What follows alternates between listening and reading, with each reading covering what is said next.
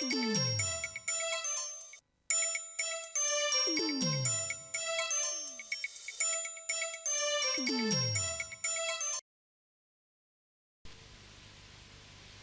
following program is proudly sponsored by the Fitzroy Dance Centre, Melbourne's premier gay and lesbian dance centre.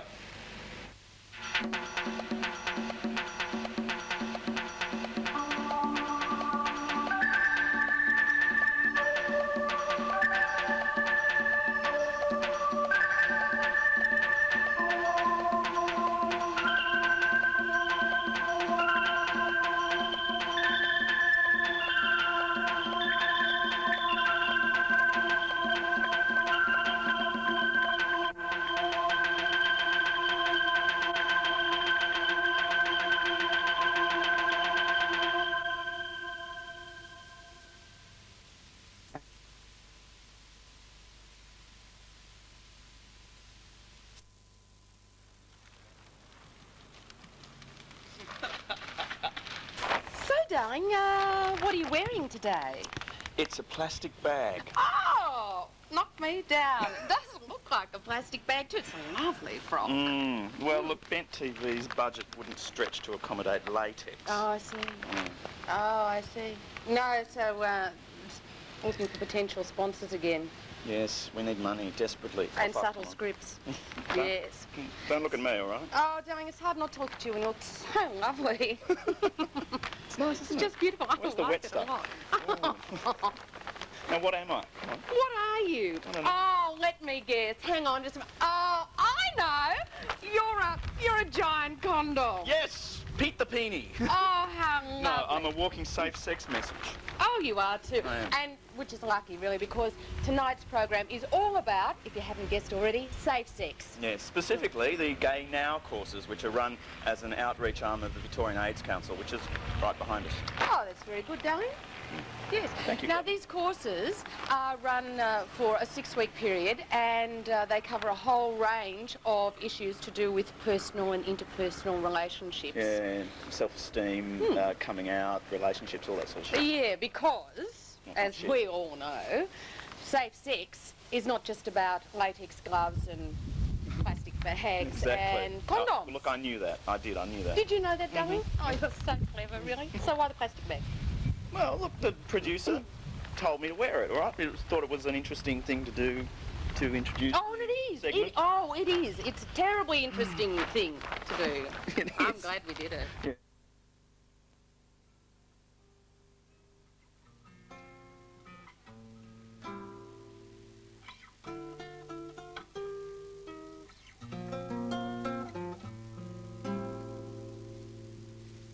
In Hugo's room, the planets, they are not still, they all revolve. And words are just like mysteries, they are fields at night. And people call for lanterns, and they call for great dividers. But listening to a whisper, and there it is inside you. And I feel safe here in this room, I don't need to fly away. I feel safe here in this room, I don't need to fly away.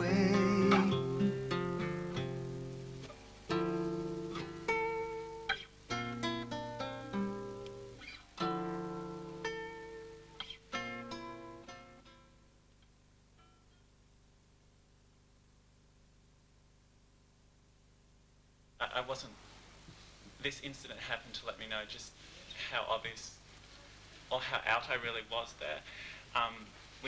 There was this computer game in one of the classes and where the prince has to go through all these obstacles to save the princess, and I had to demonstrate it to the class, and I was really, really bad at it, and someone said, I know why Trent can't do this game. It's because he doesn't want the princess. He wants another prince. And, and she felt free to say that. And everyone laughed. And I thought, gee, my teachers, everyone knows that I'm gay. And it's cool, you know.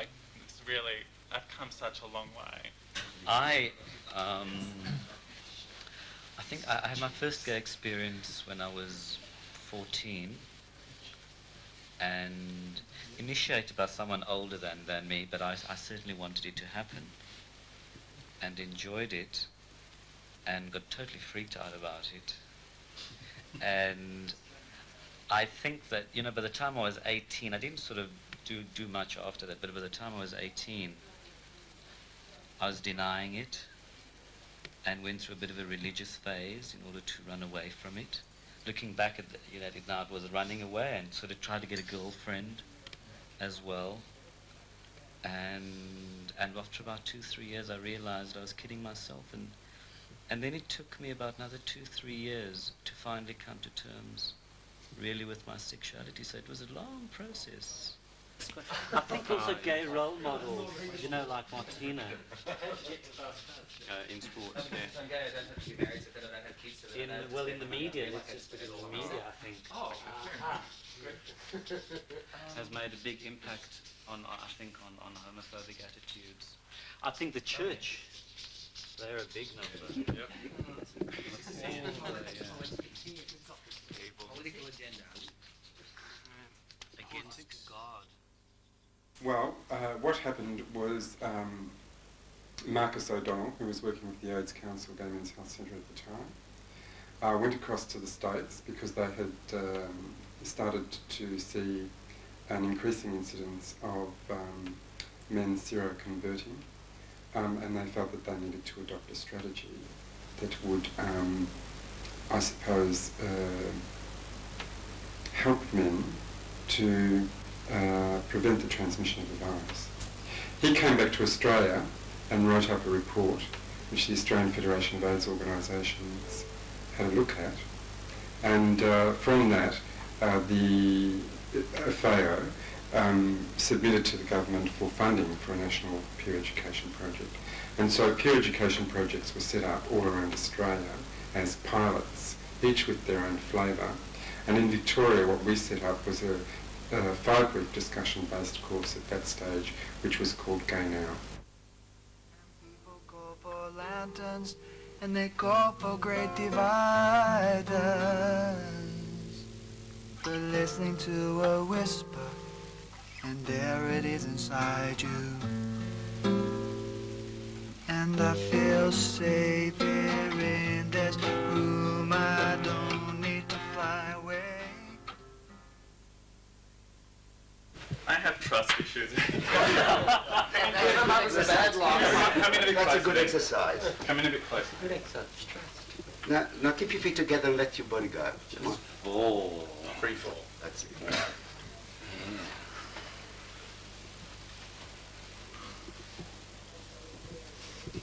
All these manly hands clapping. I don't know you. This is so excited.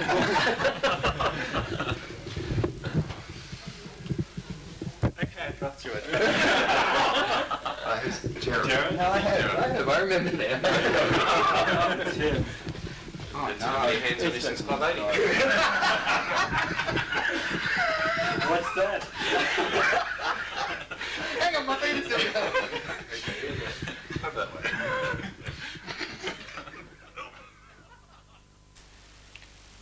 They're fairly basic guidelines.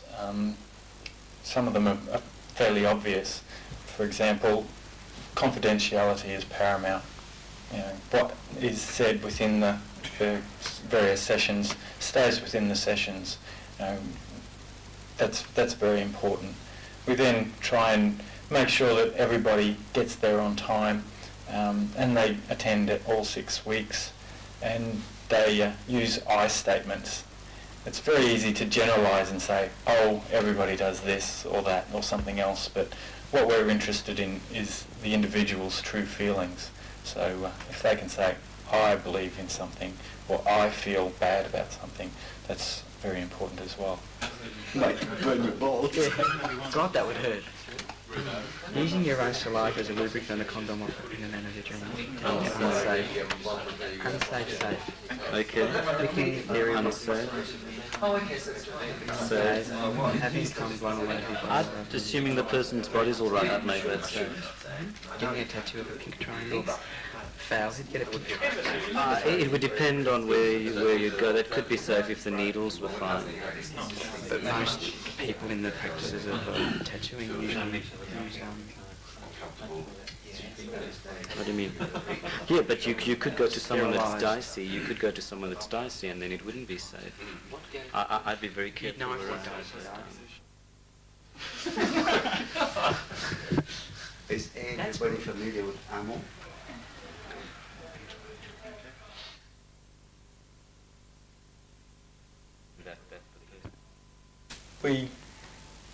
With this exercise, we split all the participants up into pairs, and we have a whole stack of cards with different sexual activities on them, and we distribute them around to all the participants. And in their little groups of two, they then decide what they would consider safe, what they would consider unsafe, and if they're not sure of any, well, they'll put those cards in a different stack. And once they've all decided that, we then share amongst the group as a whole what particular activities they thought were unsafe, and as a group we'll then discuss whether or not everybody else agrees with their definition, and the same for unsafe. And if they're not sure of any particular activity, well, we'll try and clarify that as well. I did, 4 or 5 years ago, a bloke I worked with, I got close to him as a friend. I went out with him a few times, and once I'd be kissed. And he had AIDS. I knew he had AIDS, but even to kiss him I had to think twice. But after that I felt great. You can kiss. And he felt great. He felt worthwhile. Because his esteem was down very low, because no one would even kiss him, even though he was a nice man. And, he wanted to be kissed, to feel normal. So true. You know, and I felt great after that. I felt good that I could do it. He felt good that he was nice enough to be kissed. I feel more discomfort with it. You know, if I knew someone was HIV, I would be very uncomfortable with it. Don't think I could go ahead with it if I actually knew. I'd probably say no. I for one wouldn't find myself in that situation where I'd meet someone at a club and yes, on the first night, do the horizontal tango with them. I'd build up a relationship first at whatever level I felt comfortable at, and then I would get into that. And once you've done that, hopefully there's some sort of trust and communication level that... Well, I think that the issue you raised is we now live in a community, particularly in Melbourne and probably more so in Sydney, where it's becoming more common to know people who are HIV positive and are sick, and who are HIV positive and are dying or who have died. And that in itself creates an enormous pressure and to bear for those people who are still living and who may be HIV negative or may be HIV positive and be asymptomatic. You know, in some ways, HIV has changed what we define, how we define health and how we define healthy. There are those people who have HIV and are seemingly healthy. I know this friend of mine is very healthy and has been as long as he's had it. How deep do you get involved? How wary you have to be of what's going on? It's something that I'm sort of debating within myself at the moment. It has no bearing on the relationship whatsoever. It has a bearing on myself, getting myself prepared for the worst when the time comes. It's with him that I've talked a lot more about what we can and can't and are prepared to do. So it's taken that to change at least my attitude to what I'm going to do with someone. Previously, It's as if it just happened. I think it's the fear that's more infectious than HIV. Yeah, really, than the disease. you know, people are quite prepared to say, well, hey, this person is an outcast because they've got HIV, and you know, they're not prepared to look any further. They're not prepared to listen.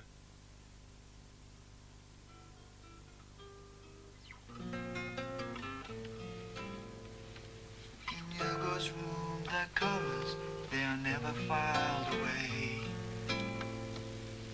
Just because it's winter doesn't mean the color's gray. I'm looking out my window and I'm watching clouds go by. Those clouds, they don't have answers, but the clouds, they never lie. And I feel safe here in this room. I don't need to fly away. Yeah, and I feel safe here in this room. I don't need to fly away. Were they good listeners, do you think? Yeah, that's Well, huge. yes. Always have to be a good listener. Yes. Definitely. A good listener. You've got to. No point having your own way all the time. No. Listen to the other person. Confidence. There you go.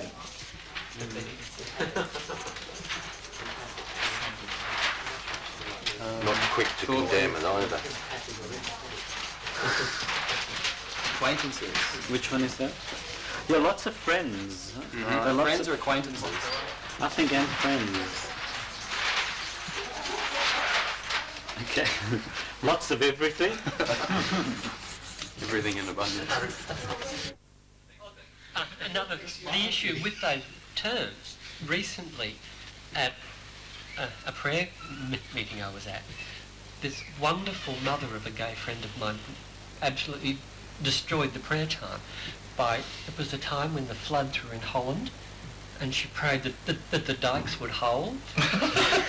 And afterwards we joked with this woman. She said, "You've got to remember, I come from an era when gay meant happy, and dike was that wall in Holland that kept the water back."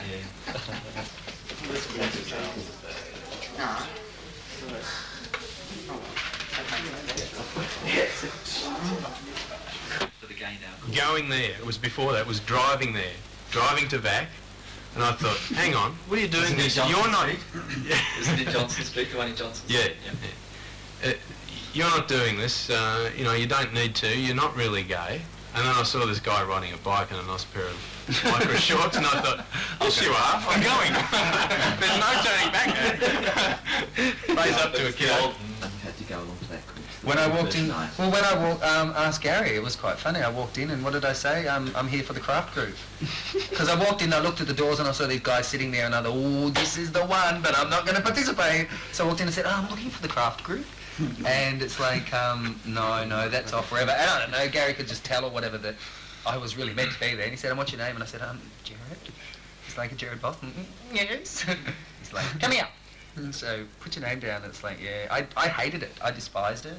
I despised touching other men. Politics, and low self-esteem, and low confidence. Great. Thanks very much. Okay, what we're going to do now is something we call our gay pride spectrum. What we're going to do, we're going to imagine a line down the middle of the room. At this end, we're going to have number 10, and that end number 0. Now, number 10 is a person who is out, proud, very happy with their sexuality and with being gay. One of the things to say is that peer education in the Victorian AIDS Council Gay Men's Health Centre has very strongly relied on volunteer input in terms of facilitation.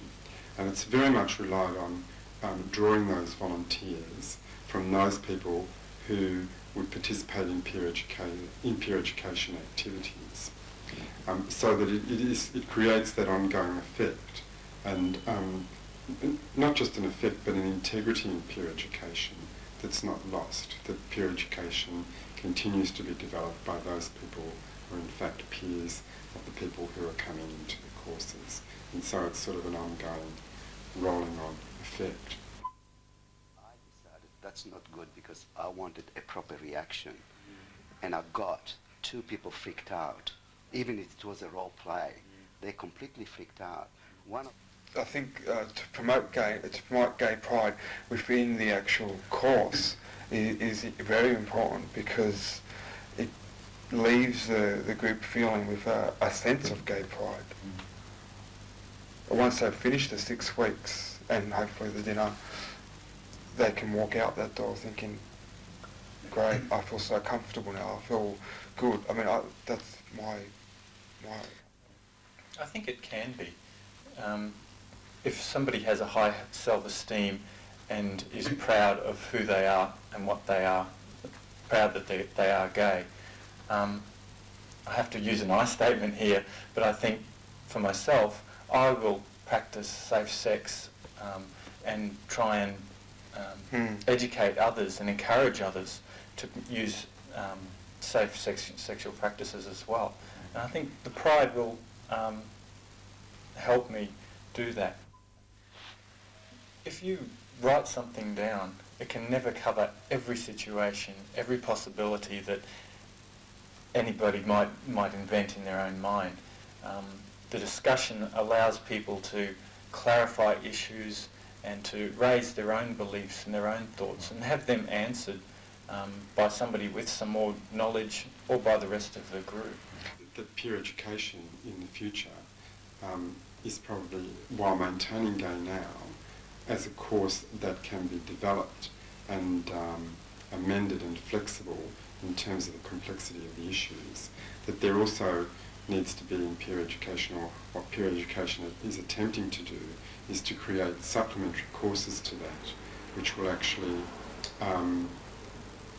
allow participants who've come through Gay Now, or other people, other gay and bisexual men who have done group work, to actually explore issues at a greater depth than what's offered in Gay Now. And I think that that requires an enormous amount of risk, because it means that we're going to go to places where we haven't been before. And I think that that's been the beauty of peer education, is that it is prepared to take that risk.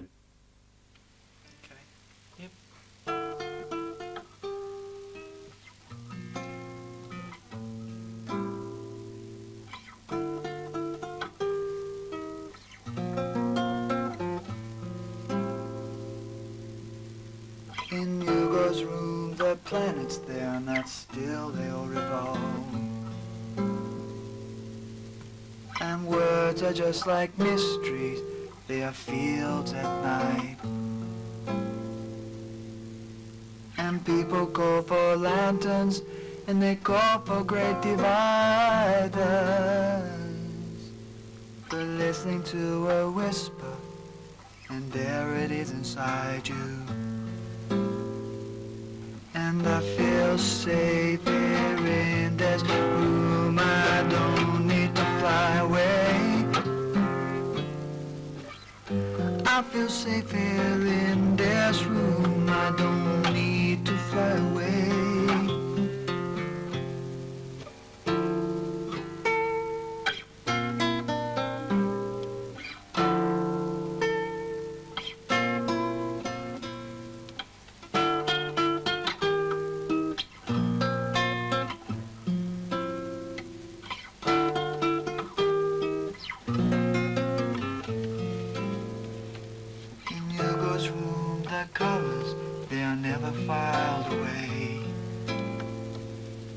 Just because it's winter doesn't mean the color's gray. And looking out my window and I'm watching clouds go by. Those clouds, they don't have answers, but the clouds, they never lie. And I feel safe here in this room, I don't need to fly away. Safe here in this room, I don't need to fly away. Listen to the sound within you, let it scream and shout.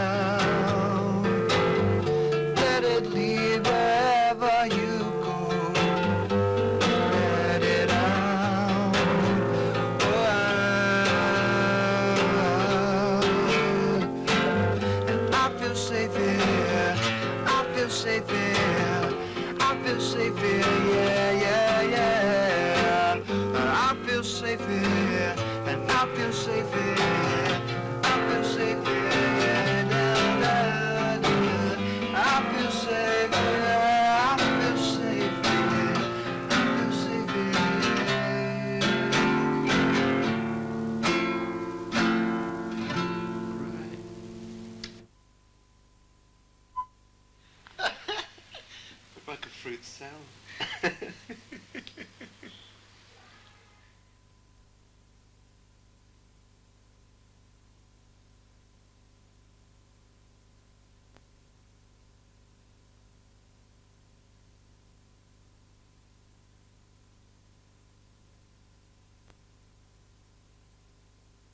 I think there is a community. I think if it came down to political rights and it came down the line, I think you pull a gay community together.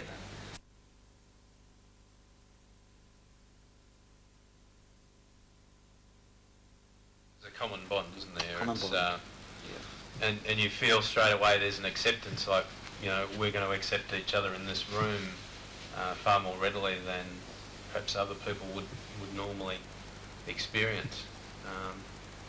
There's that sort of undercurrent of acceptance all the time.